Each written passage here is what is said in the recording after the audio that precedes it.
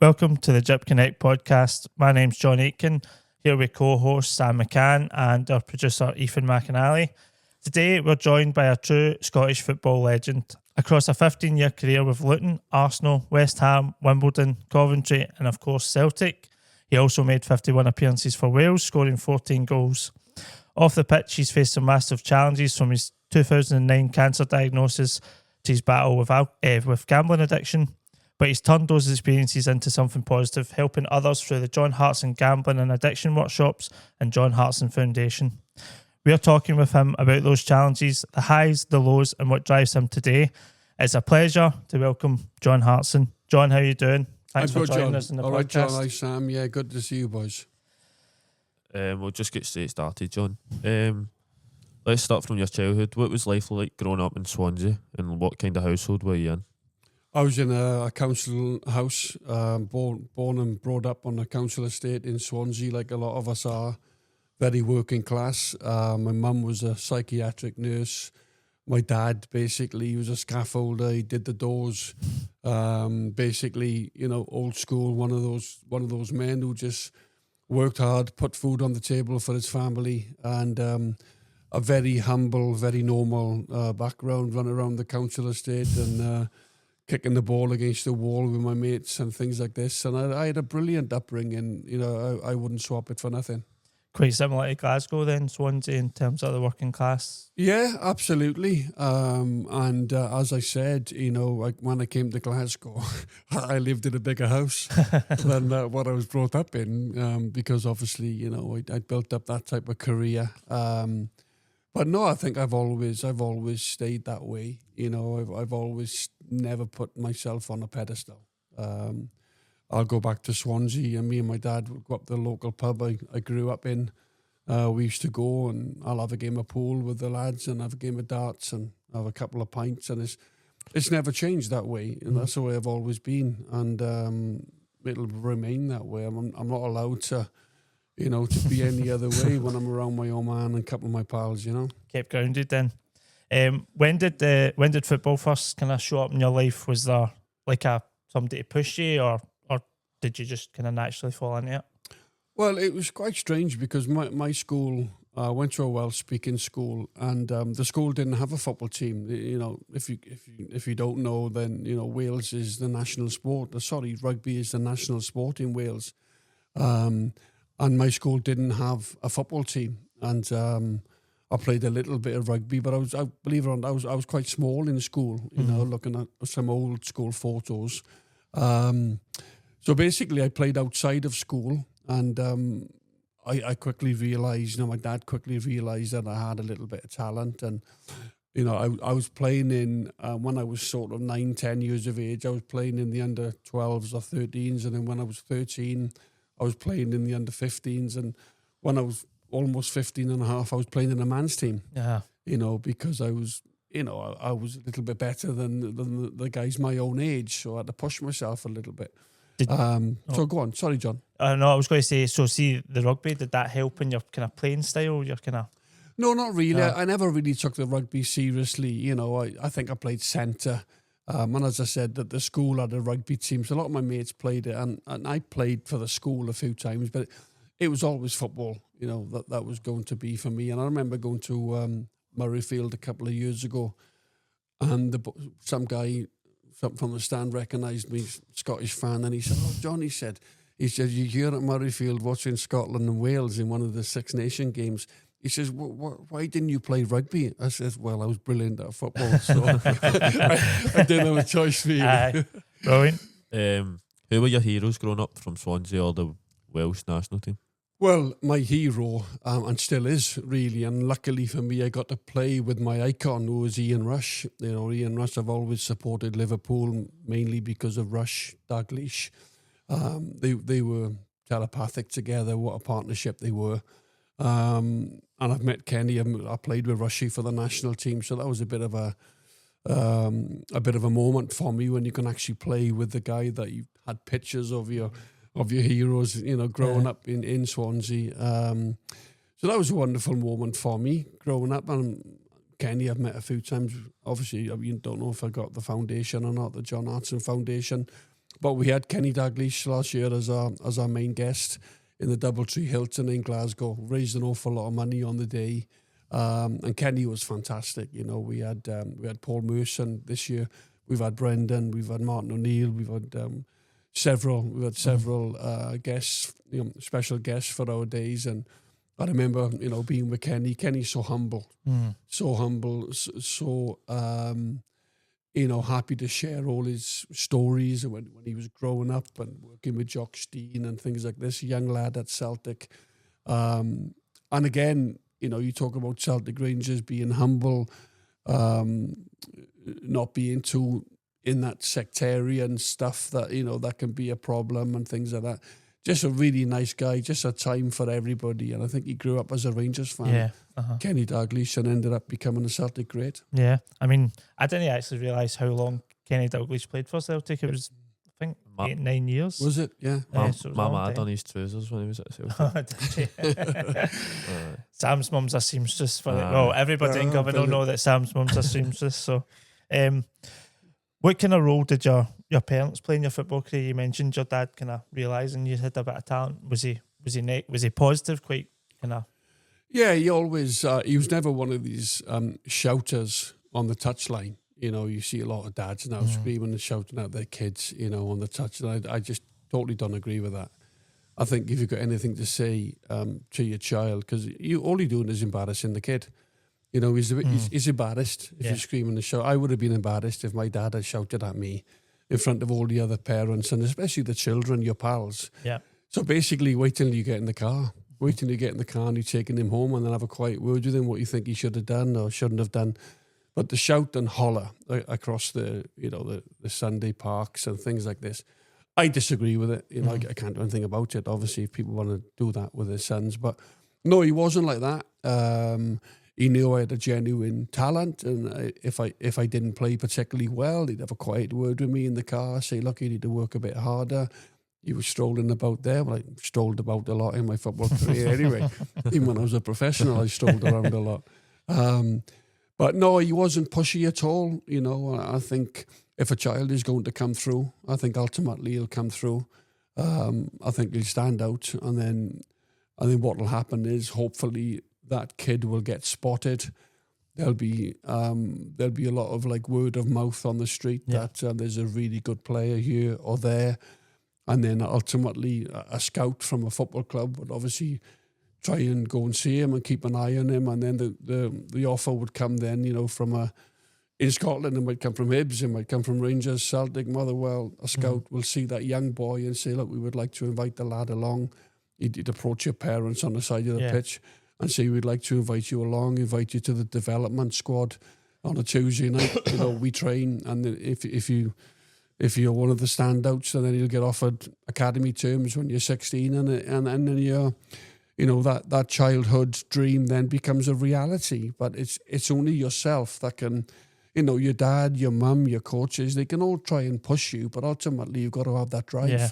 You've got to have that fire in your belly to push yourself. Yeah. Do you think, see the parents you're talking about that shout and scream and all that, do you think they hold a lot of boys and girls back for kind of making it? Well, I don't know about that, to be honest. It's only an opinion where I've seen it myself, and I don't think it helps the lad. I'm not trying to tell parents how to take care of their children. That's completely up to them. That's their prerogative. But for me personally, my dad never done that, and I didn't do too badly. Yeah, I think when I go back to when I played, and then probably when I coached as well, like some of the shouts the dads and the mums shout, you're like, what are you talking about? I know, like, I've seen a lot of what's happening. Yeah, I've seen a lot of it, and I don't think it helps the child. That's all. When there's lots of people there, that child, you know, he will listen to his dad, of course, but I don't think it helps. No. I really just don't think it helps. But as I said, I'm not here to criticise any parents, and you know, it's completely their prerogative how they deal with their own children. But it just wasn't for me. My dad never did that for the reasons I've just said. Yeah. If you could replay just one memory from your childhood football days, a match, a goal, or even a moment, what would it be? From my childhood, I think I was scoring 13 goals a game I was playing for a team, we were winning 32-0. These type of crazy things. Like, I'd always get a goal in a cup final or something, and vividly I can remember all my teammates chasing me around the pitch and all that. You're trying to celebrate like your heroes. We're all watching television, and I'm watching Glenn Hoddle, I'm watching Gaza, I'm watching all these guys who are fabulous players, and he's just trying to copy their celebrations and all that. So I scored many goals as a kid at that one cup finals for my local side. But as I said, it's probably too many to actually mention one, You ever copied somebody's celebration, Sam? A couple, but I don't know if be caught on camera or anything like that. I wouldn't like to get caught on camera, because I feel like if you watch it back, you're saying to yourself, like, what are you doing? But now you're in the moment, innit? It's Ronaldo now. The famous celebration, jumps up in the air and lands, and Well, I've got two of the kind of things. Robbie Keane used to do the roll roll, and it was the 2002 World Cup or something, and I scored and I'd done it. And then my dad thought it would be a great idea to cut my hair just to here and just leave this daft bit of hair I remember and do that. the Ronaldo from he scored 2 of the goals in the World Cup final against Germany. God, I remember that. So there's a picture of me with my team Harmony Row in Belgium and Holland with this stupid, just big ginger bit of hair. That was ridiculous. Oh, brilliant. So take us back to your kind of what would have been YTS days at Luton. What was the kind of environment like for somebody like yourself? It was great. I couldn't wait to get away, really. I love Swansea and my hometown, and leaving all my pals and everything, running around that estate and hanging around street corners and having a sip of the old can of beer and all that. Just being like normal teenagers do. I mean, not teenagers, but high teenagers, if you're like 16, 15. But I had a lot of ambition. I wanted to become a player. I was fairly decent at football, and I wanted to become a player, and a lot of desire for that. My dream was to become a professional footballer. And when I got the opportunity to leave Swansea, it wasn't an issue for me, because I knew this would be the one single chance in my life to do something for myself, to make something of my world, know. And when I went to Luton, I was like a man possessed. I got in the first team at 17, playing week in, week out, playing alongside Kerry Dixon, Dwight Marshall, Scott Oakes, some of these players that maybe you've not heard of. Kerry Dixon was a great player at Chelsea. So that was my big opportunity. And then I think I played 52 games. I was out of the youth team within a year. I started as on a YTS scheme. We're talking 34 years ago now. When I was 16, I'm 50 now. And I was quickly drafted into the reserves, play some games, and then into the first team. David Pleat, who was manager, gave me my debut. And my full debut was against Nottingham Forest. And I can remember Brian Clough walking down the touchline with his green jumper on. I actually scored in the game, and the first goal was disallowed. I was the goalkeeper for Notts Forest that day was Mark Crosley, who I eventually went on to play with the Welsh team. He still remains a great friend of mine. And then I scored another goal in the game, and then a guy called Kingsley Black, who used to play for Luton actually, and but moved to Nottingham Forest. So he scored the winning goal that day against his former club. And I think the back four was Stuart Pearce, Nigel Chettle, Des Walker. And I think it might have been Brian Laws was maybe the right back. But I think Nigel Clough played up top for them. They had a good side, Nottingham Forest, but it was my full debut and I was only 17, 18 years of age. So, it's a bit of a blur now. But I remember it being a special moment as well for me. I love Mark Crosley's Brian Clough stories. They're brilliant. Oh, they're superb. Class. Who were the coaches or senior players at Luton that really pushed you on and toughened you up a wee bit for the... Well, we used to play on the AstroTurf pitch. We were one of the few football clubs that... Well, it wasn't actually. QPR had one, Preston had one, I think Oldham had one. A bit similar to what Scotland is now, with the AstroTurf. But it's better now. The surface is like a 4G now. It's mixed with sand and almost like half fake grass, if you know what I mean. But when I was coming through at Luton, it was like this carpet that we standing on. And it was really, when you made a slide tackle, you'd have a really... football. Take your skin off the side of your leg. And I used to quite like a slide tackle, to be honest with you. But it was nothing like it was now. But the good thing was, it was like we could, as youth team players, we could go onto the pitch. You know, you can't think of the youth team players now at Celtic Park or at Ibrox going on the pitch and practicing their free kicks and their penalty on the actual first team ground with the stand around you. Because it was a plastic pitch, it didn't matter because it didn't affect anything to do with the pitch. Aye. So that was the good thing. You know, we spend hours, and Mick Harford, again, was another hero of mine. He was a centre forward for Luton. And he used to hang in the air, head the ball. He had a great touch. He was aggressive. And I used to pretend I was Mick Harford, you know, and run along the Kenilworth Road pitch and put a header in the goal and just rather thinking I was Mick Harford, you know. So that was a good thing about the AstroTurf, if you like. But also it was a bad thing because I had problems with my knee. And I'm almost putting it down to the fact that I spent so much time training and playing on that hard surface right the way through to 10, 11 years of age. I was going back and forth to Luton. So I think over the long standing, I don't think that pitch helped me later on in my career with my knee. Mm. So every YTS story, I've kind of stole this for another podcast, but I don't care.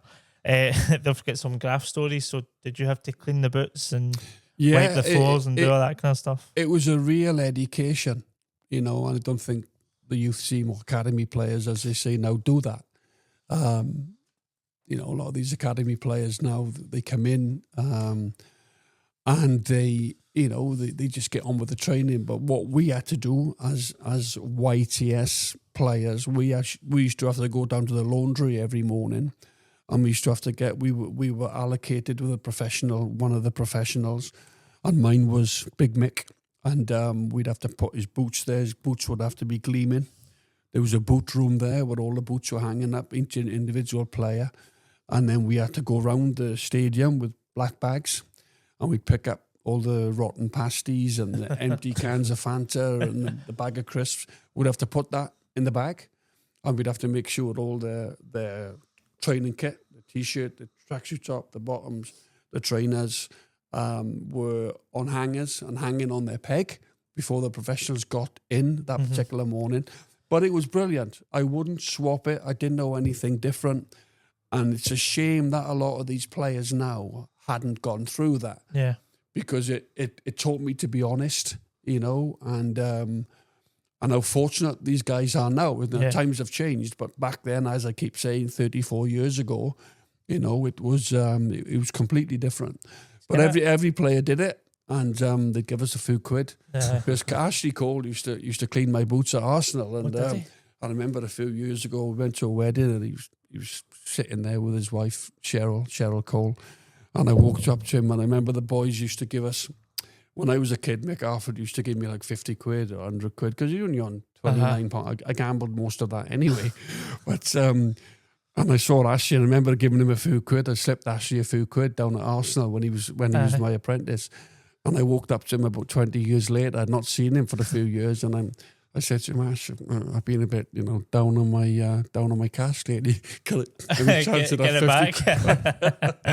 Cheryl Cole's looking at me like, who's this guy? You know? But, I'm sure he doesn't need that. But it just goes to show, you know, how times have changed. The last time I seen one was Xavi Simons was at PSV for Barca, and Noni Madueke is quite young as well, and they were going to change, and Xavi Simons was getting boots flung into the sink, and he was cleaning all their boots. I think he was like 17, so he just must have got into playing for the first team, and he was cleaning all their boots, and it was a video that went viral because obviously you don't see it as much.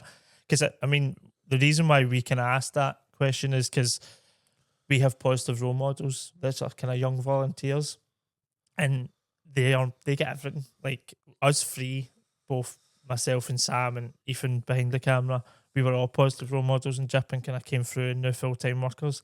But these young ones, they're the positive role models.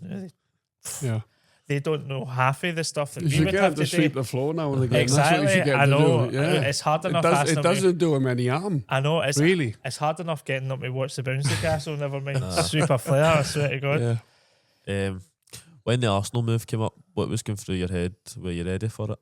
I was ready for it. I'd been linked with several Premier League clubs at that time. I was flying. I played 50 games for Luton. I was 19 years of age. I was linked with Leeds, Liverpool.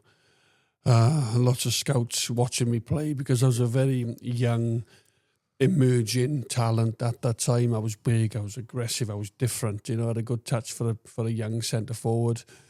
And I remember David Pleat saying to me after training one day, "John, can you come up to my office after training?" He says, "I've just need to have a chat with you."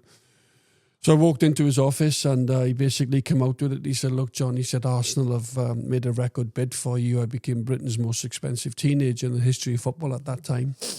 He said, "It's 2.5 million. He said, "Look, John, we've decided to let you go." He said, "That money will take care of this football club for many years."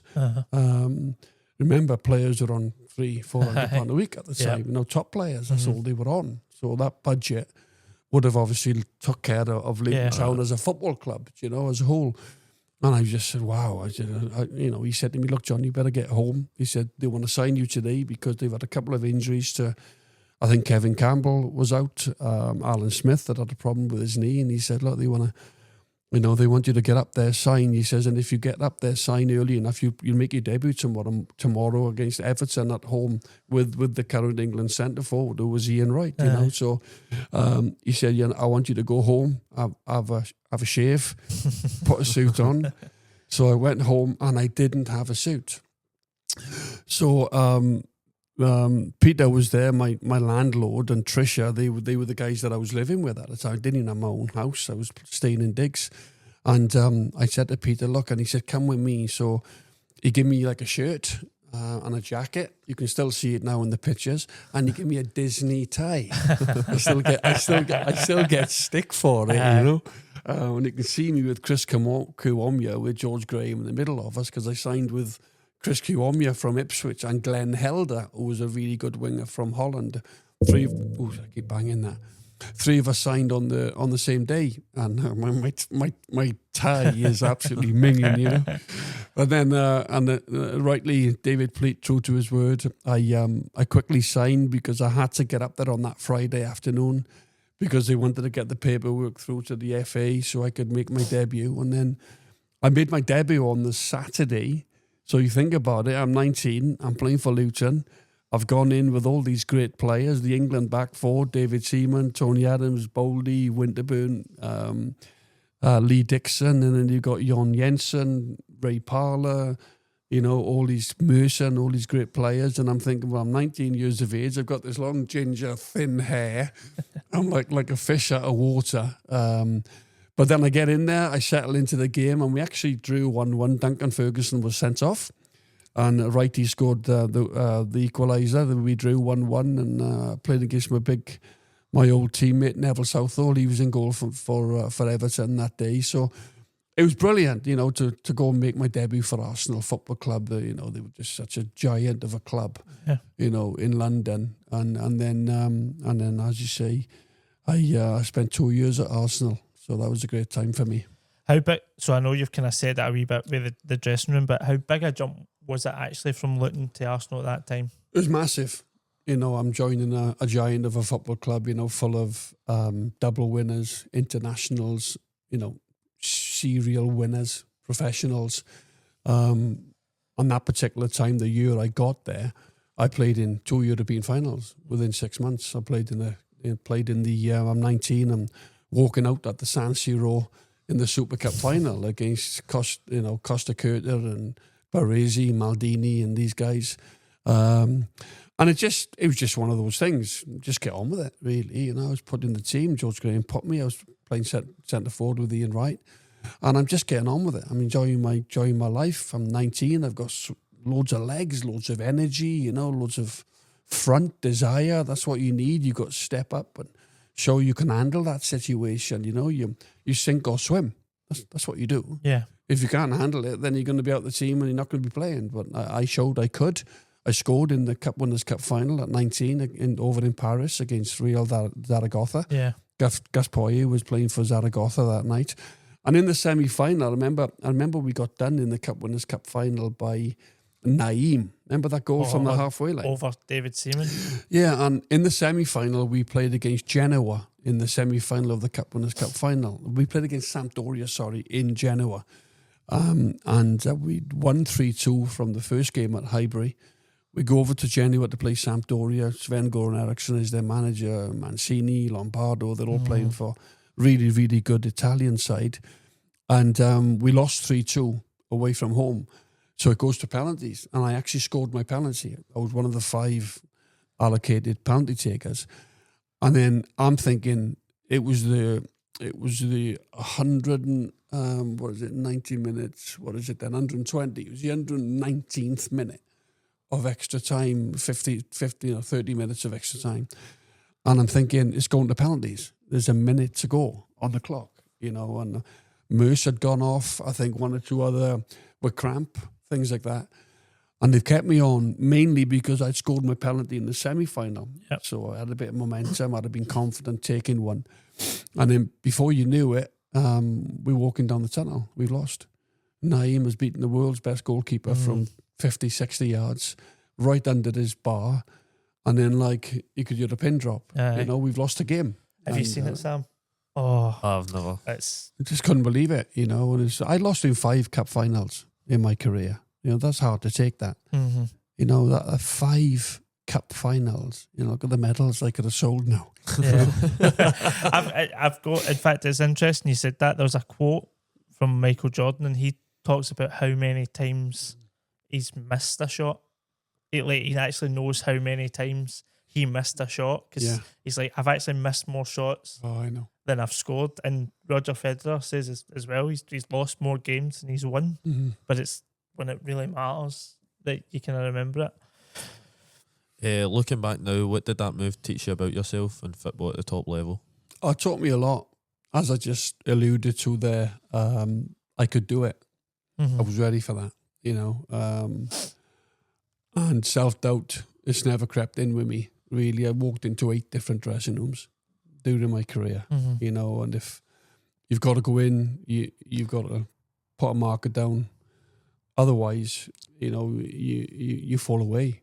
That's basically how it is, and I played for some big clubs, and I'd walk into some big dressing rooms, really, with the national team as well, like the Giggs and Mark Hughes, Rush, and all these superstars, But it taught me a lot. It taught me a lot about myself. I could cope at this level. And then the rest of my life, I played at the top level, over 350 games at the very, very highest level. Was the Naeem moment, was that one of the ones where it just shows you how quick at that level things can change? And it's strangely enough, when you're at the top, you're given a little bit more time on the ball. You really are.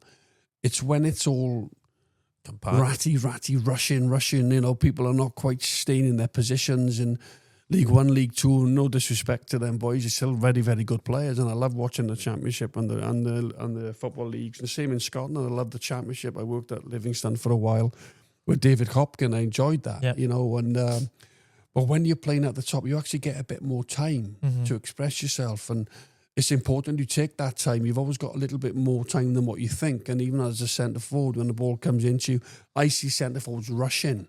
Put your foot on it. Allow the team to come up the pitch. As always, have a look around. And when you're on the edge of the box, back in, put your foot on it, and you can roll it to a player that's coming onto the ball. Like when I was at Celtic, it was Stan Petrov, there was Lambert. Put your foot on the ball. You've always got a bit more time in the box than what you actually think. Yeah. What was I know it was a couple of years, what was your favourite moment of your couple of years at Arsenal? My favourite moment, I think, was I scored on my second game. We beat Coventry 1-0 at the old Highfield Road. That was great because it was 1-0 to Arsenal, Hartson. So, I hit a goal in my second appearances, which always, appeases you with the fans, if you like. And I'd scored quite a few goals for Luton, but this was probably my first goal at the very, very highest level for Arsenal Football Club, And obviously my cup final goal as well. Not many people remember it because we never won. Yeah. People, unfortunately, I say unfortunately, but probably rightly so, only remember winners. Yeah. It's like, look at the weekend there against Hearts, against Celtic. You know, if Celtic would have won that game, all the noise would have all been blocked out. Now it wouldn't have mattered. You know, Martin O'Neill always used to say to us, lads, you've got to win. Mm-hmm. This is the game that you got to win. He said, if you don't win, you're going to get criticised. If you win, nobody says nothing. They can't say nothing because you've managed to win the game. And winning is so important. And I know it's very important for children to grow up and know about taking part. And if you lose, you shake each other's hands and have that bit of respect against the opposition. I get that. But the further you go up the ladder in the game, it is all about winning. Yeah. I'd have become a legend forever at Arsenal if that would have been the winning goal. Yeah. You know, and now not many people talk about it. The year before, Alan Smith scored the winning goal against Malmo in the same final. We got to the final for the second year running, that same cup, Winners' Cup. Alan Smith's picture is everywhere. Mm-hmm. You know, and it just goes to show them little moments, not just in football, but I think that's in life as well. Yeah, I mean, it's Tony Watt. He doesn't matter what he does in his career. He's always going to be remembered for that. Yeah. Barcelona goal. That's right. Remember that. Took it really well. There's no. Took it really well. I'll never forget that. I think I was like Rod Stewart that night. Well, I was going to say something else. When you said about the Russian thing, I mean, Maeda on, no, I make it too much about football, but Maeda on Sunday, like that, he's sort of sometimes almost too quick for himself, isn't he? Like, he just doesn't take that moment. And if he did, I think he'd... Well, with Maeda, he's got such great pace. He scored 33 goals last season. So it's very, very hard to knock that. Mm-hmm. You know, that's a really good return. You know, his numbers are very good. And I think they altered him as a player from that wide left position where he used to come in and take players on, and he was great defensively. Now he's through the middle. Mm-hmm. And listen, it's a chance. It's a chance early on in the big game that, you know, that he fluffed his lines, if you like. You can say that. Excuse me. And it's like, it's one of those moments, if he scores and Celtic go 1-0 up, the crowd get behind him, and all of a sudden you got that bit of momentum, and probably at half-time Celtic should probably go in front. And in the second half, Hearts start well, they get the goals, and then they defend really, really well and make it difficult for Celtic. Celtic get a goal back, and it's probably too late then in the game. So, you know, for Hearts' second half performance, the way they dug in and defended so strongly made it really difficult for Celtic to get anything on their goal. So over the piece, Hearts will think that they deserved it, and probably by their second half performance, they shaded it. You know, you wouldn't argue against that. But I think Celtic will rue the opportunities, you know, they had in that first half, because if they score a goal or two, then ultimately the game might have been over half time. Yeah, because it going back to what you're saying about you could have been a legend at Arsenal forever with that goal. It's the same. No, it's no really the same in terms of size, but on Sunday, nobody's talking about the tactics board. Nobody's talking about the green trainers that he's wearing that somebody's come out and said today.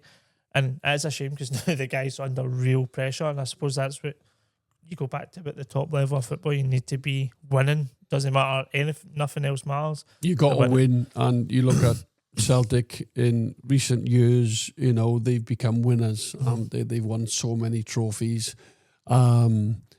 And it's difficult to criticise them. And now this year, they've not started particularly well. You know, Martin comes in, does exceptionally well, and then Celtic decide to appoint a new manager. You know, it's ruffled a few feathers in terms of should they have stuck with Martin. We don't know what Martin's thoughts were, but he came in and at a really difficult time, I think, when there was, you know, some dealings going on with the board, and you know, fans had their views on certain things. I don't want to get too embroiled in all that, but and I thought it eased slightly when Martin took over. You know, and the team won. Yeah. And Martin leaves, you know, having won 7 league games, having lost only one game against Midtjylland, which which was a tough game anyway. Midtstand had played 3-1-3. It was always going to be a hard game. And now the new manager comes in, and he could have done with winning that game and all the other stuff that's been in the social media and everything else.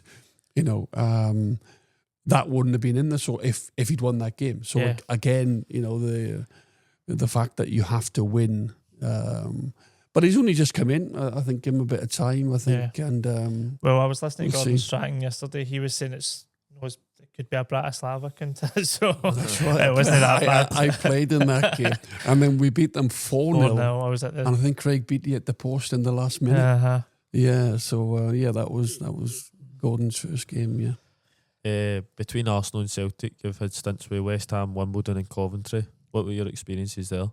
Brilliant. You're talking 3 Premier League clubs again. West Ham, great club, East End of London. They've got my favourite chant in football for the bubbles. Bitty bubbles. Yeah, but when I joined there, Harry Redknapp said to me, we'll build a team around you, John. I was at Arsenal. Mm-hmm. Arsene Wenger wanted to keep me. And David Dean as well, the chief executive at the time, offered me a new contract at Arsenal, but Bergkamp had arrived, and I think Arsene Wenger wanted to partner Wrighty and Dennis for a while because they were the 2 best in the world at that time. Dennis Bergkamp was the Dutch legend, and what a player he was. And obviously Wrighty was the England centre forward. So I think I had that feeling that he wanted to partner them too. I was always next man in. And then I went to West Ham. Harry Redknapp paid £3.2 million for me, which was a club record for West Ham. They'd never spent that money on a player. Mm-hmm. And the way he sold it to me was, look, we've got young players coming through. You had Michael Carrick, you had Joey Cole. You had Joe Cole. You had Lampard. You had Rio Ferdinand. You had several other young good players, and you always felt they'll come through. We had some really good players as well. And I hit it off with Paul Kitson at West Ham. We managed to stay up the first year I got there. And I just loved it at West Ham. And then unfortunately I had that training ground incident, which I regretted. I just lashed out. I lost it for a split second. And, and I think that probably went against me. I shouldn't have done that. That was filmed on the side of the pitch.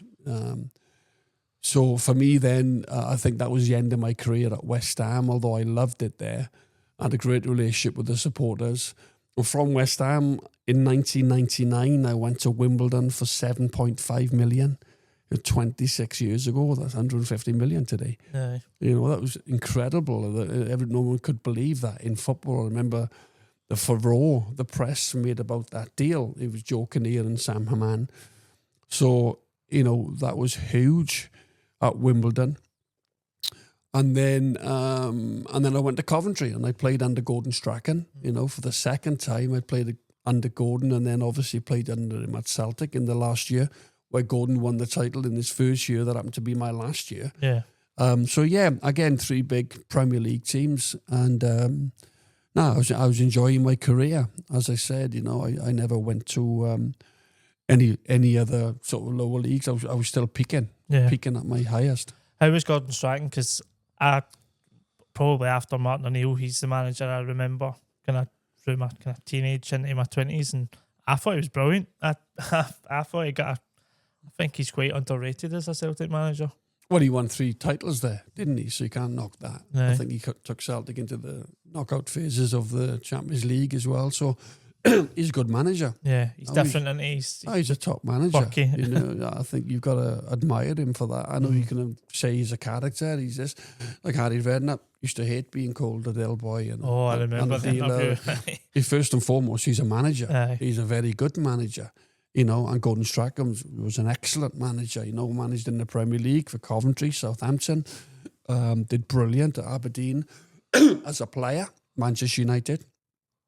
Worked under the great Sir Alex Ferguson for many years. Probably would have took little bits from, working with Sir Alex for so many years. And he was great. We got on great together, me and Gordon. He always quips about me not not getting 8 laps in the 12-minute run. And all this.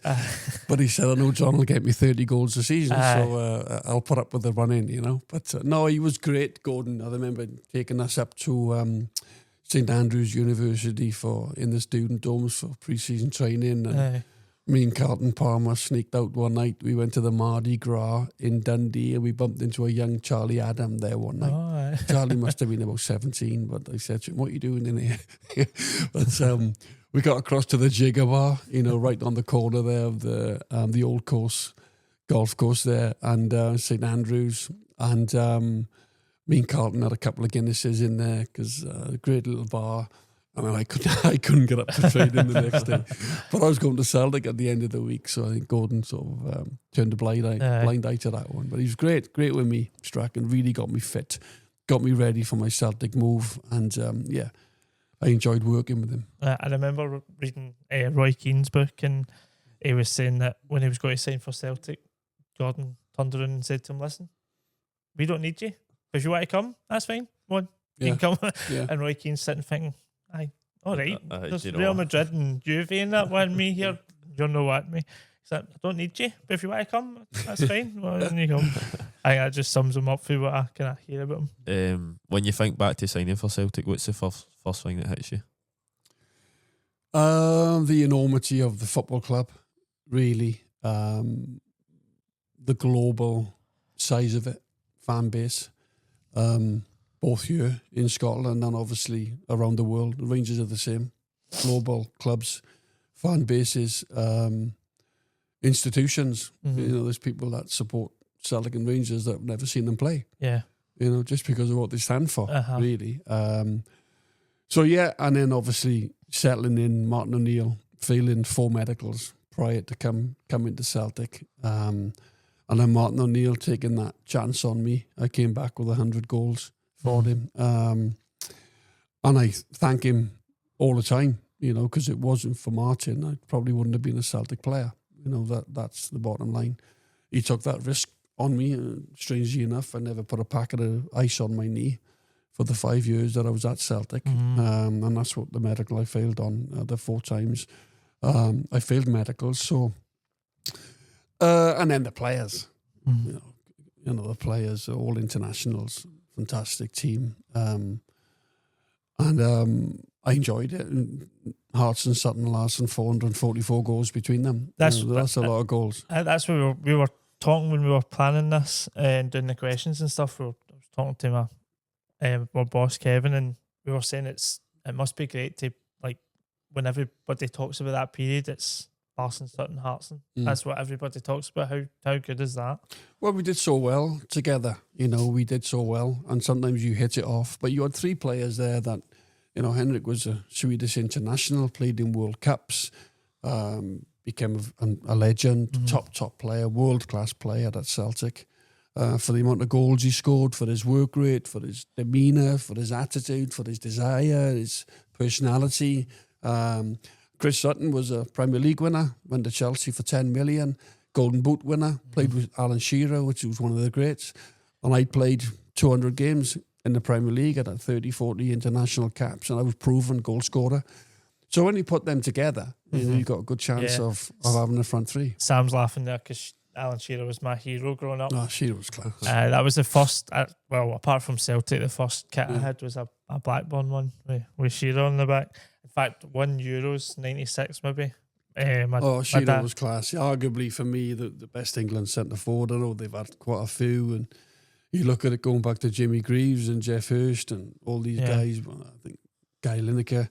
You know, Alan Shearer is... I'm a great fan of Alan's, and luckily through my media work and Match of the Day and the BBC down south, I know Alan. You know, he's come up and played in my golf day a few times. He's a great lad as well. Yeah, I met him a few times, so it's... They say never meet your heroes, but I met him. He met me today. There you go as well. Aye. Joking. So you had some massive moments in the hoops. Is there one goal or something that somebody still kind of mentions to you the day, or as a one that sticks in your head? Well, the one that everybody talks about, obviously, was the Liverpool goal. But the most important goal was earlier on in that cup run, which was Celta Vigo. Yeah. You know, I'm laughing because our boss Oh, boss told is us to good. mention it. That's his yeah, favourite. because you know, Celtic, unbelievably, I hadn't been past Christmas in something like 18, 20 years, something like that. You know, so one supporter told me once the actual number of years it was. And although we lost the game in Vigo, that goal that I turned and scored at bottom corner took us through. It took us through past Christmas. Yeah. Into January, into the new year, still in Europe, if you know what I mean. So, although I scored other goals, I scored one or two good goals against our biggest rivals, Rangers, and that's always a great feeling. Yeah. You know, it's every child's dream growing up in Glasgow that whoever they support, you know, to score against your big rivals. I got a couple of goals at Ibrox, one or two at Celtic Park. So that was pleasing because I know what it means. I'm a Swansea City diehard, and I can remember games against Cardiff when I was 14, 15, being in the Vetchfield and on the North Bank with the fans and Swansea winning that. You know, I can remember how the feeling as a fan. Yeah. So I could appreciate when Rangers won the game, you know, the Barry Fergusons and the Closses and the guys the Rangers fans all over the world would have revelled and loved him, loved that. And I felt the same, getting the winning goal, obviously, against your rivals. And there's such big games, you know, there's such big occasions. And, you know, to have the moment to score the winning goal. Yeah. I scored in 4 consecutive derbies for Celtic.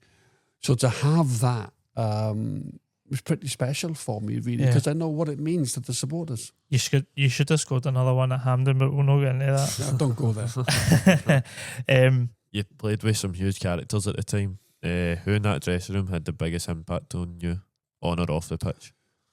Well, it was. You know, I think Martin used to say to us, and this might have happened to Rangers players as well, under Walter Smith or Ali McLeish or Dick Advocat, whatever. But Martin used to say to us, look, trust the process, trust the players around you. And, you know, he'd say, look, you know, have a look at the players that are sitting next to you. I'd look to my right and I had Chris Sutton. And then Chris would look to his right and he had Stan Petrov. Stan would look, he had Larson. And then Henry would have a look here, Yorme Albi, then it'd be Bobo, then it'd be Valhara, then it'd be Lennon. So every one of those players, you know, were like top players. So whenever you went in against anybody, we all even in Europe, whenever we played, we always felt we had a chance because you had that front three that you thought about. We had a strong midfield. We had Paul Lambert, who was a European Cup winner. We had Lenny, who was fantastic in the dressing room, really good footballer.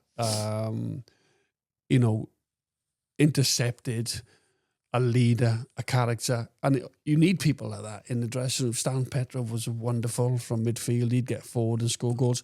And we were strong at the back. I remember Alec McLeish, I bumped into him on holiday one year and he said to me, John, he said, whenever we played against you, my team, he said, whenever you had a set piece, a corner or a free kick against us, he said, I'd be having kittens in the dugout. He said, because you were so big. You was all giants. He said, and I'd think you had Petrov from the right, could swing them in. You had Alan Thompson from the left, both put fantastic delivery, the two of them. And then you had 6 or 7 players that loved heading the ball. So, you know, we were a big threat from set pieces as well. We hardly put a cross in with the corners. They're normally short. It's just having the personnel, isn't it? You know, you can't put crosses in now because you haven't got the players who can compete against the big centre half. So you have to work out another way. You have to get to like Man City do. You have to go around the back.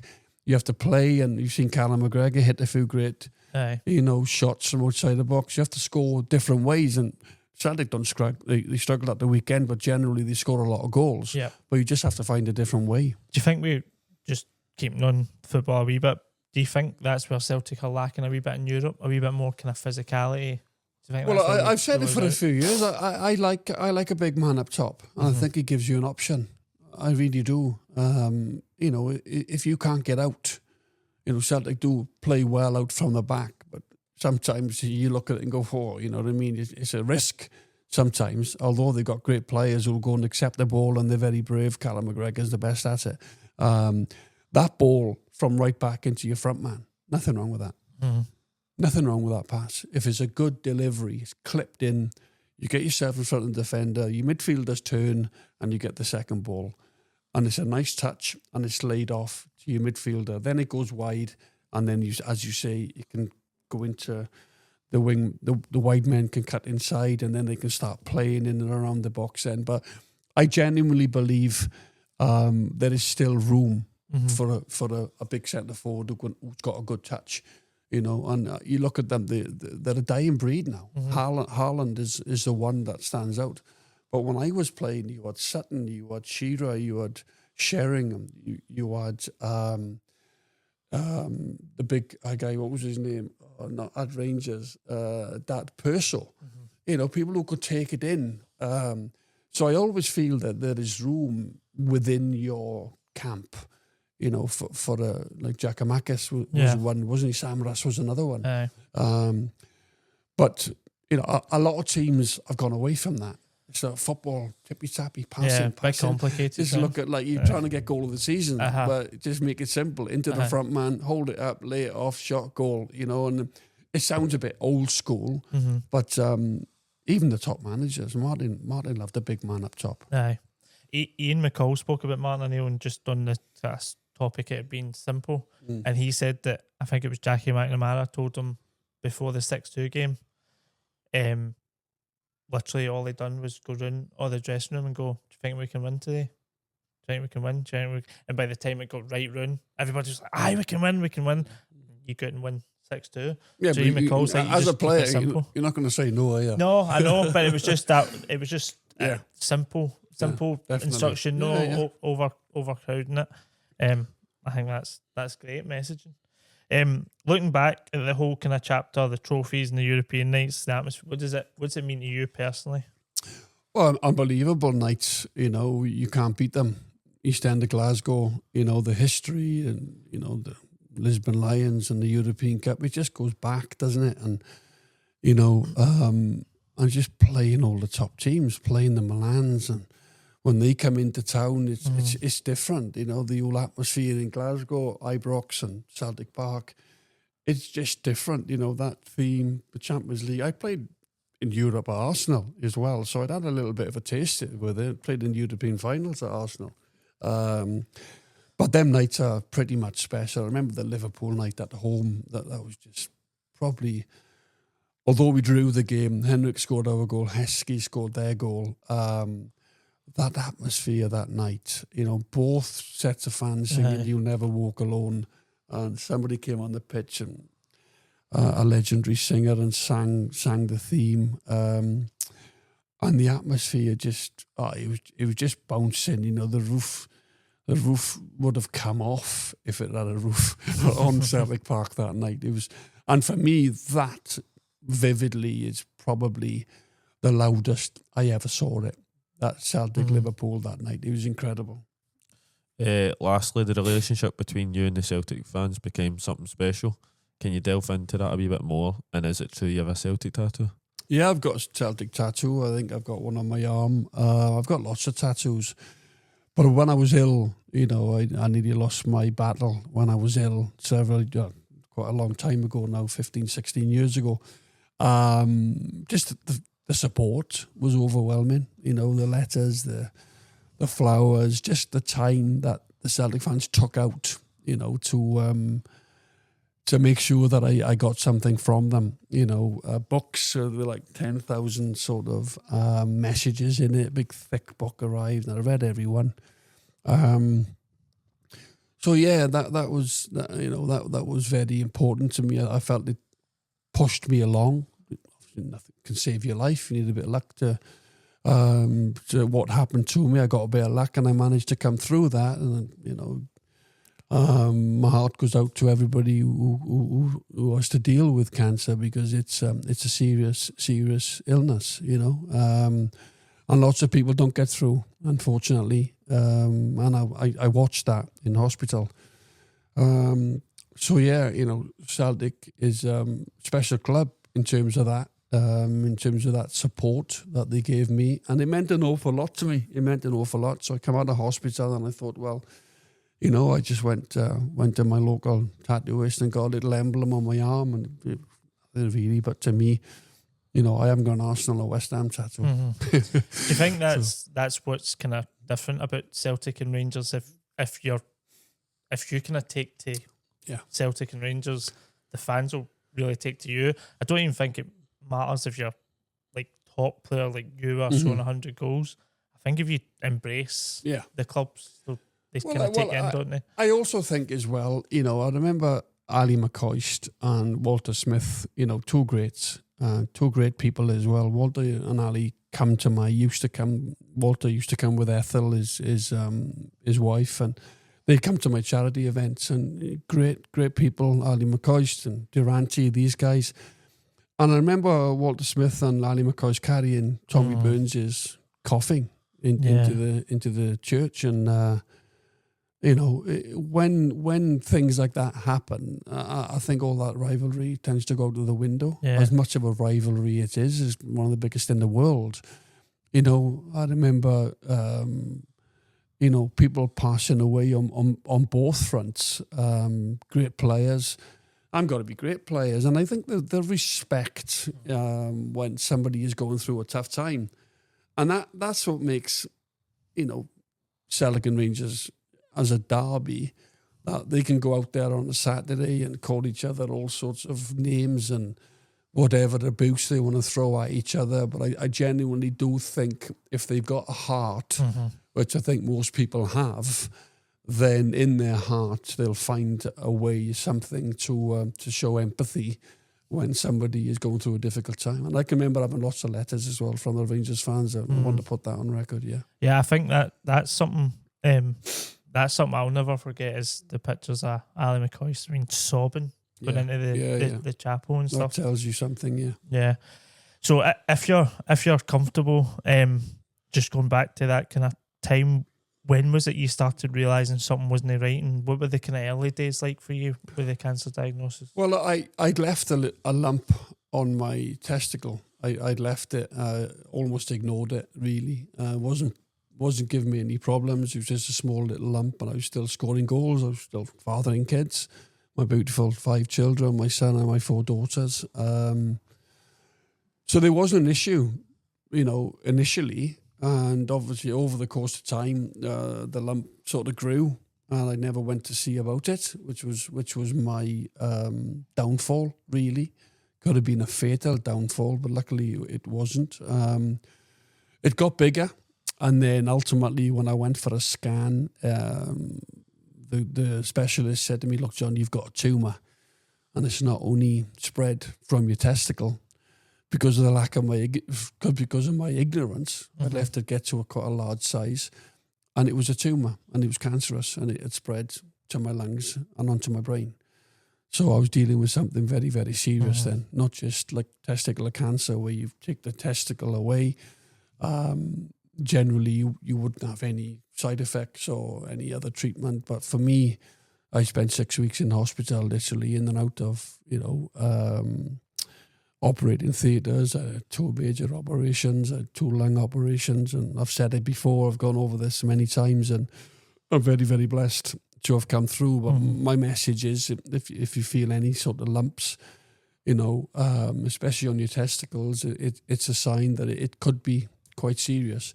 And I ignored that, and my message is, don't ignore it. You have to go and get it checked. It's a 5 minutes, it's a 5 minute sort of job to go in and then go and get a scan, whatever your GP or your doctor tells you to go from there. Yeah. But for myself, I never went. And I remember my wife saying to me, "You need to go and see the doctor." I was at West Brom at the time. Brian Robson had signed me at West Brom.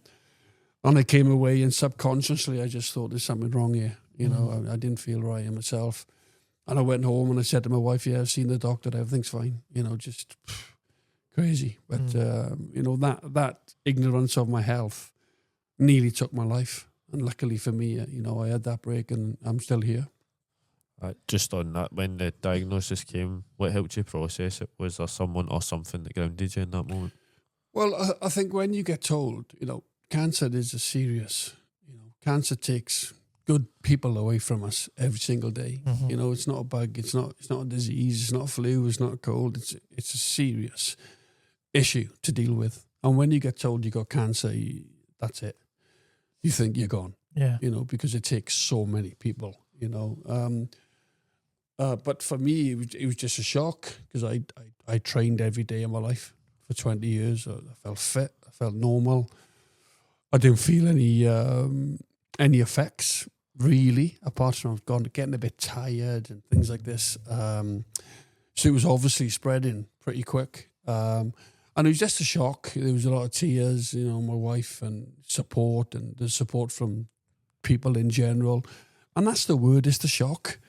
And I don't wish it on anybody, but when you go and you come away from a hospital and you have to go back and tell your wife that you've got cancer and it's spread to your brain, you know, it's a serious worry. You can chuckle about it now, but at the time it was like it was devastating. Mm-hmm. You know, I thought that's it. I'm done.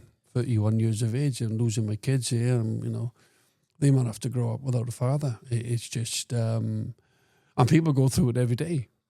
You know, and you just got to stick in there, you know, and try and be as positive as you can, and pray for a good outcome. And luckily for me, I got that. Mm-hmm. I don't know why I got it. I'm just blessed, and I just one of the lucky ones, really. What helped you going on the kind of toughest days? Was there wee small routines or moments that made a difference? Well, you just got to keep going, and yeah, there was one particular day when I thought, this is it. It's my last day. You know, I can't cope anymore. I was thinking about all sorts of stuff, my children, long term, and I just mentioned to my brother, you know, take care of my children if anything, you know, drastic was to happen, type of thing. You're trying to make me tearful and emotional, but yeah, I can remember having several days, it being really, really painful, you know, the thoughts more than anything else, you know, what if? And I spent 6 weeks, you know, in a hospital bed. I lost all my strength. I didn't have any hair to lose. I remember losing my eyebrows. But yeah, you can laugh about it now. But as I said, it's a very, very serious thing to go through. And I just feel very blessed, very thankful, very grateful. And as I mentioned earlier, the support from, you know, the outer football, you know, world, if you like, as well. And I think the support, you know, does make a difference, because you're trying and you're battling for all that support, really, as well, you know, for everything that the people are saying to you. Right. On the back of your recovery, you set up the John Hartson Foundation. What kind of work does the foundation do? The foundation generally puts on events, and we raise money for cancer-related things, and we've raised over £1 million now. And some of the beneficiaries have been Glasgow's Women's Breast Cancer Charity, Robin's House, which is a hospice, Glasgow's Children's Hospital, the Beatson. So every penny that we get from our events, we give away. We support other charities, and obviously there's every month, 6 weeks, the whole charity commission, we come together. We have meetings with the charity accountants and the commission, and every single penny is accounted for. We have to have it that way, no other way. So it's safe and it's trusted, and that's very, very important to us. And it's overwhelming, the amount of support that we get. It's unbelievable. Every event that we do, it's sold out. You can't get on our golf day. It's 23 teams. We'd love to do a double sort of tea time. Aye. You know, first couple of years, we walked up Ben Nevis with 500 of our supporters. I've done that 7 times now. That's why I've had a knee replacement. nothing to do with football. Nothing to do with playing over 400 games. As Ben Nevis has done my knee, but coming down is horrendous. But yeah, we have a golf day. We have a charity lunch. Sorry, we have a sportsman's lunch, packed, 650 people. We have a charity ball, which is great. You know, people come as couples and things like this, and it's a wonderful, wonderful night. And they're the big events that we do, and other people put on events, for the foundation. Uh-huh. But I'm very, very proud of that, and I'm very proud when I can hand over a cheque for £50,000 to a charity hospital and Glasgow's Children's Hospital, because it's absolutely incredible that the work that they do there with the children and the parents who, and I'm very sympathetic towards anything to do with children, and what it must feel like to have, a sick child that is going through a really big issue. It means a lot. I've got 5 children myself, 5 healthy children, and, they're my life, they're everything to me. So, for parents to go through that. So when I hand over that cheque, that sizable cheque, I know where it's going. It's helping people, it's helping children with their recovery and everything else. So that's been a really pleasing part of my life, that I've been able to put the charity together, the foundation, getting as much support as it's received from everywhere. Yeah. From all over the country. And I'm able to make a difference. Through my profile, I'm able to do that. Yeah. I'm able to make this money, and I'm able to, not so much me, it's the people who come. I can't raise the money on my own. No. It's the people who come and they pay for the tickets, and they get involved in the auction, and that's where the money is raised. Yep. So I'm very, very proud of that. Well, the next question was what kind of impact you've had, but you've kind of covered that. So is there one kind of story or anything that from the foundation that you tell all the time? Or well, there's lots of stories. We have a bit of fun with it as well, because as much as people come and they're very kind and very generous with their money and they support the charity, I tell people, I go on the mic every year and I do my little 10 minutes thanking people, and I tell people you got to have fun. Come here and have fun. We're here. It's a serious cause that we're here, but it's a Saturday night. They've all been working all week, and it's time to come on a Saturday and switch off and have a good time. And we do the auction and everything else. But no, in terms of stories, there's stories that come away from it. But ultimately, we're all there for the same goal, and that's to raise as much money as we can. And as I said, every single penny then will go to great causes. For this section, we need to go back a bit and ask, where did your relationship with gambling start? Gambling came from probably... I got brought up on that council estate, and it was like a social club where everybody drank. Everybody drank, all the men, the women, the kids, who all went and played pool and snooker and all that. I remember being over there on a Sunday afternoon with my dad, and we all used to play a game called Chase the Ace. It's like a card game. Yep. And I used to join in with my dad, and all the parents would be there playing, all the men, a few beers, a few pints of lager around the table. There'd be a few of us, the kids, and watching the dads play. And I used to join in. It used to be 50 pence, and he'd have 3 lives. Whoever caught with the ace, would go out, and that was it.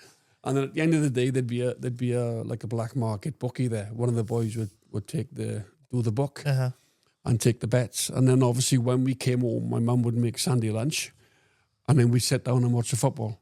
Sunday afternoon, there was always a game on. 30 years ago, it was the BBC, and then we'd do a first goal scorer. Me and my dad would have a bet. My dad would let me have a fiver. Go on, son, choose your whoever you think is going to score the first goal. And it was generally Ian Rush when Liverpool were on.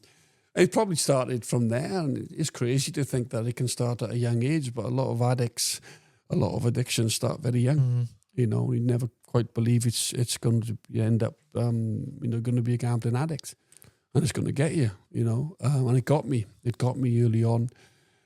And then, I just continued whenever I had an opportunity, to put bets on, really. And, over the course of, many years, I gambled. I gambled quite heavily because I earned good money as well. you know, and now, if you like, jumping head forward, I think, you know, I had a past. You know, we all have a past, and that was in the past. You know, and we do like to go back to the past, especially when we're doing these programs. You know, we've all got skeletons. Everybody has done something. Yeah. And for me, it was gambling. Yeah.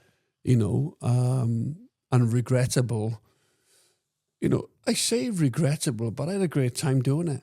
You know, I loved going to Cheltenham, you know, through the week, and I loved going to race courses. When I first came to Glasgow, I used to go up to Hamilton on a Friday night, you know, for the Hamilton evening races and things like that. And I absolutely loved it at the time. And you know what? If I hadn't gone through that, I wouldn't have been 16 years clean now. I'm 16 years abstinence. Yeah. I've not had a bet. And I've done 500 shows every year. Aye. On every single penny, because my wife takes care of it. So if I want a Range Rover tomorrow, I can go and have one. Because the money's there now. Yeah. You know, it wasn't there before, although I was earning all that money. So in a strange type of way, you know, being that gambler, having that experience, and now I'm an ambassador for a gambling company. I've turned it around, you know, and, you know, the money side of things, if I'd continued, I'd either be dead or I'd be in jail if I'd continued to gamble, because compulsive gamblers are liars, we're very deceitful, and I was that person for a long time. But the difference it's made to my life, both mentally as a person, because it takes up every facet of every minute, second of your day, an addict. And that's if you're a sex addict, if you're a gambling addict, if you're a alcoholic, or a drug abuser, gaming, diet, fitness, you know, there's so many addictions out there. And they're hard to crack. Yep. Addictions are very, very hard to crack. And I've been very lucky.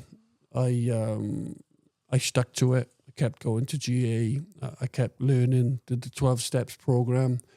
And now I go and I chair meetings now, and I do give a lot back to, you know, to the gambling cause. And I like to help people now because, you know, 25, 30 years ago, I didn't feel, probably a bit wrong there. There probably was help, but I feel it's very important now that I go to GA and support the newcomers who come, the guys who come for the very first time, and they're really, really struggling. Yeah. Like I was when I first went to my first GA meeting. When did you realise that it went from that kind of fun playing the chase the ace to, right, this is a problem for me? Well, you never quite realise that you're an addict. You're a little bit in denial when you're gambling. You know, you think one day you might stop, but then you don't because you're an addict. You find it difficult to stop, you know. And I became tired. This one particular day. And it was remarkable because I'd become frustrated and tired at the way that I was around people. I was around people that loved me, pushed them all away, you know. And it was just one particular day. I'd had a bet on the Saturday. It was my mother's birthday, strangely enough. It was October the 5th, 2011. I remember it vividly, my mum's birthday.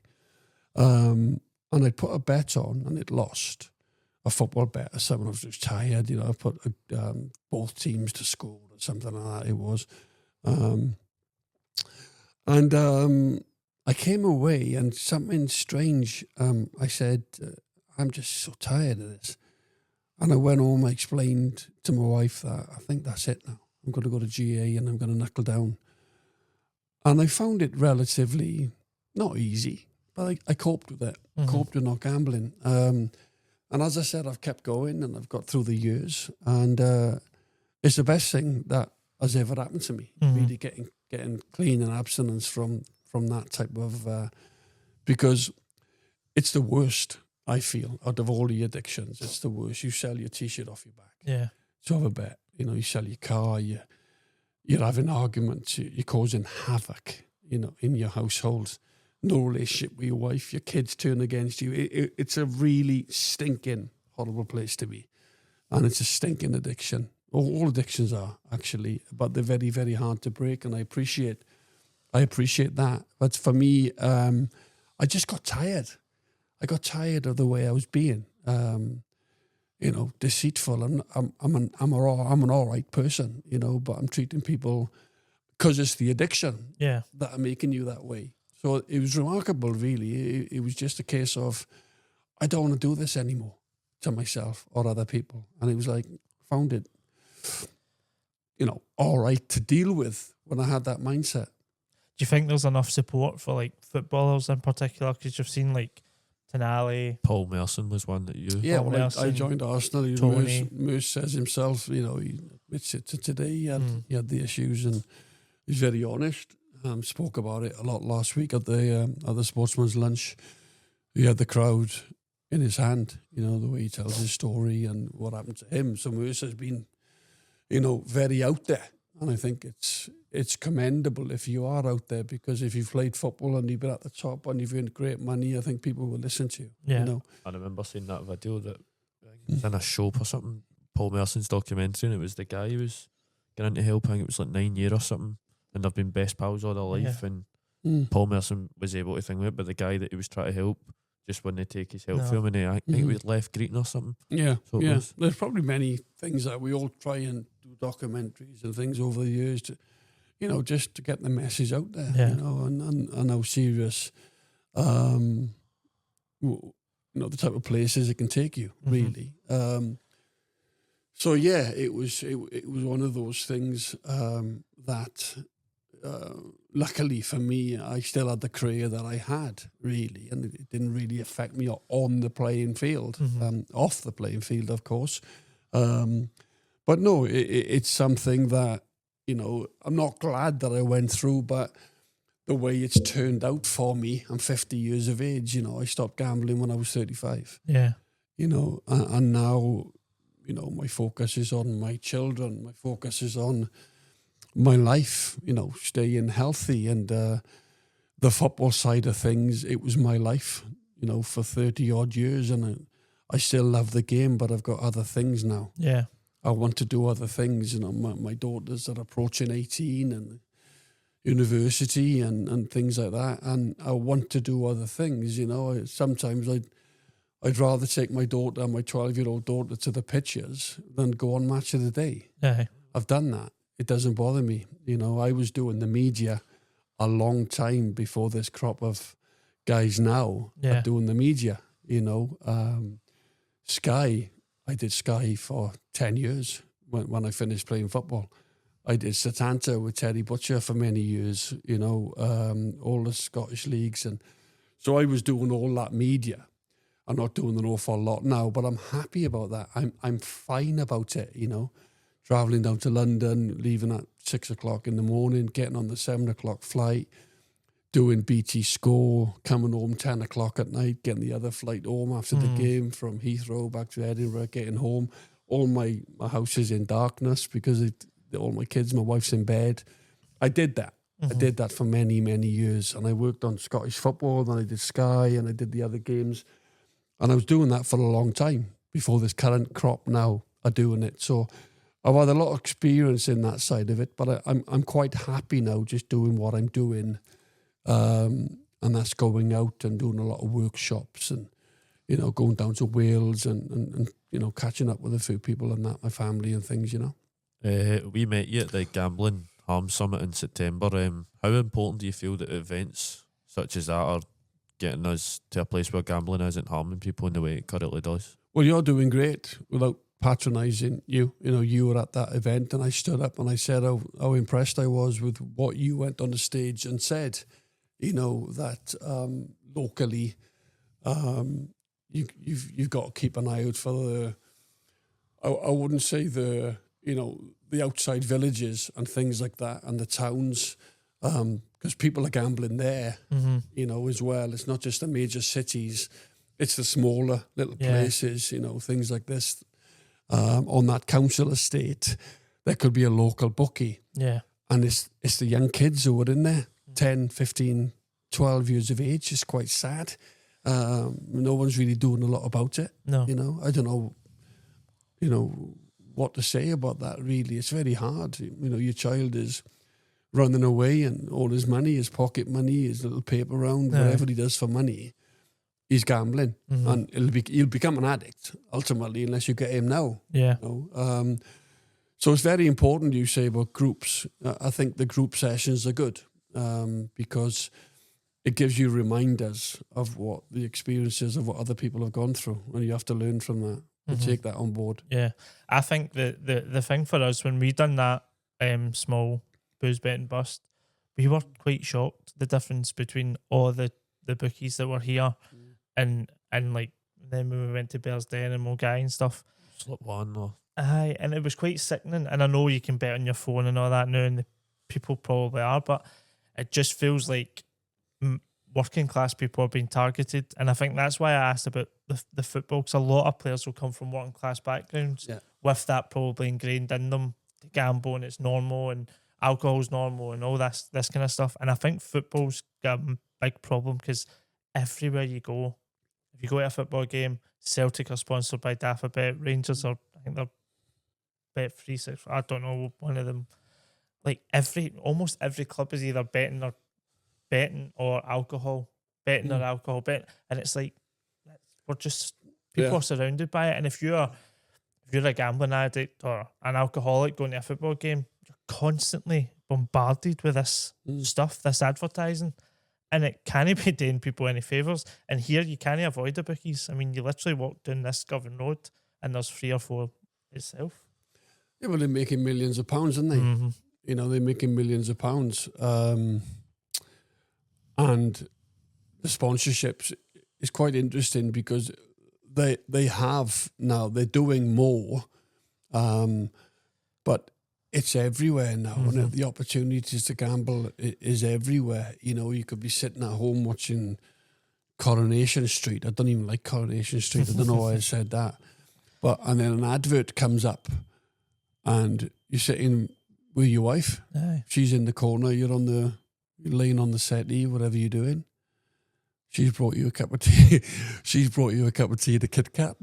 And now you're sitting there. And, you know, a gambling advert comes on. Ring this number. Tune into this. This is the code. And you could be having a bet. And she's 5 yards away from you. And all of a sudden, she thinks you're texting your mate. It's that sly. Yeah. It's that slippery and conniving. So it is everywhere now. You know, lots of people gamble. It's a huge part. But I have to stress, not everybody becomes an addict. No. Gambling is fun. But if you're like me, who chases his losses and a little bit wild with my gambling, I never managed my gambling. You know, now I control my life. I control my gambling world. I don't gamble. I choose not to go there. I wasn't in that state of mind many years ago when I was gambling, but it seems to be everywhere now. And the answers, it's difficult to find the answers. You're trying to get people into GA, you're trying to get people into therapy, you go and do talks, you go and do workshops, and you remind people of the pitfalls, the danger signs, all these things. Yep. And, you know, you hope, because when people come to GA, they have to come for themselves. Because I know if I'm right, then all my family are right. Because I'm the one who's causing all the problems with my gambling. But they have to come for themselves. They can't come for nobody else, and they got to want to change. Yeah. We see so many people coming through GA, hundreds, thousands of people come. They stay for a week, they stay for 6 weeks, and they disappear. Yeah. And you look at the ones who have been there 20 years, 25 years, and the other one is to take note of and speak to them and say, how did you do it? Yeah. How did you manage to sort out this horrible addiction and stay abstinence from it, you know? They're the ones you need to listen to. Yeah, I just for us, we just feel that working class and in particular in Govan, because that's where we are, we just feel that a lot of people are being preyed on, and it's quite, it's tomorrow, it's rotten, and there's probably much more that can be done. Hopefully it will be. So at this summit, we had to leave, sadly, but you'd highlighted the work that the John Hartson Gambling and Addiction Workshops do. Can you tell us a wee bit more about them? Yeah, well, the workshops are, we've got we've got a website, and what we do is we go out and we do workshops for larger companies. We've done workshops for universities, talk to the staff generally, and what we do is a gentleman called Tony Marini. He actually heads up the Castlecraig Priory, which is a hospital priory just up the top of, not far from Biggar, Westlington. And Tony's been through everything. You know, he's been a drug addict, he's been an alcoholic, he's been a gambler, and now he's in a perfect place now, and he's one of the top bosses there. Tony is a great friend of mine. You know, he's helped me. First time I moved to Edinburgh, that's where I went from IGA up to Castlecraig. So he's on board. My wife is on board as the affected other.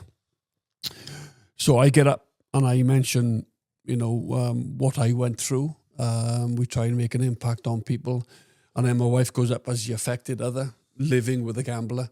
And then Tony gets up and he tells the general stats from the statistics of the last year. And 600,000 people in Scotland have gambled in the last 6 weeks.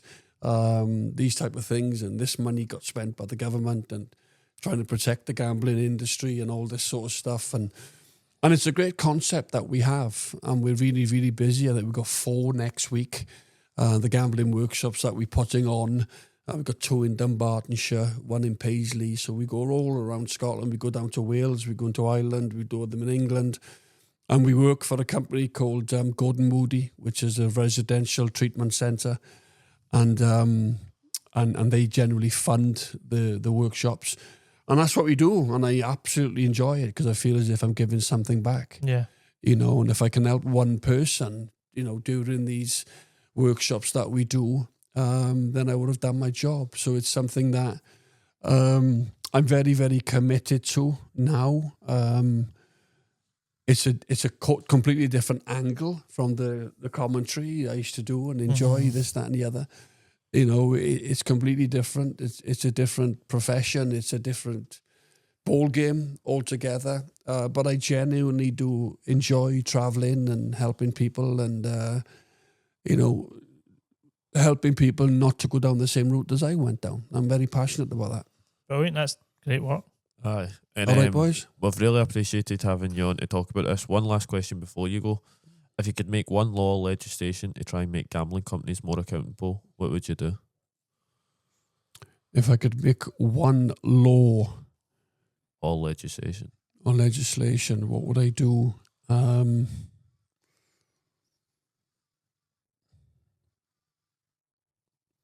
I would take away all the advertising off shirts, off billboards, off boards going around the stadiums, the adverts, that type of thing. I think it's very difficult to stop gambling because Ladbrokes, William Hill, Stan James, Bet365, these guys are making millions, and I'm not going to make a difference. I'm not going to tell them, you know, I'm not going to make any difference with what I say, because these are multi-billion, you know, pounds worth of companies. But I think when you're sitting watching a football match and it's in your eye, it's in your, you know, it's in your eye when you look at it and things like that, you know, maybe limiting bets. I think that's come in actually, you know, being able to block yourself from your local bookmakers. You know, there's Gamblock on the internet that you know these boys anyway. Yeah. So if I could make one sort of decision, I would try and take all the advertising away, because, you know, 50, 60,000 people and it's flashing up everywhere, then that's, sometimes that can be a trigger. Yeah, you know. When Celtic used to go to France, they couldn't have Carlin or any that's beers right. or anything on their Carlin, because Staffabet, you know, it's been out there, but it probably won't happen. But you're asking me my opinion and what I would like to, but, you know, it's going to take a lot more than me, you know, shouting from the rooftops to stop that happening. Yeah, because Bet365, their CEO became a billionaire, didn't she? She's the richest woman in the UK. Probably 10 times over billionaire now. Yeah. What was that, 10 years ago? Probably. John, John, absolutely. thank you All very right, much. Thanks boys. very much for Enjoyed your it. time. Pleasure. Thank you. Cheers. Nice one, boys. Enjoy that.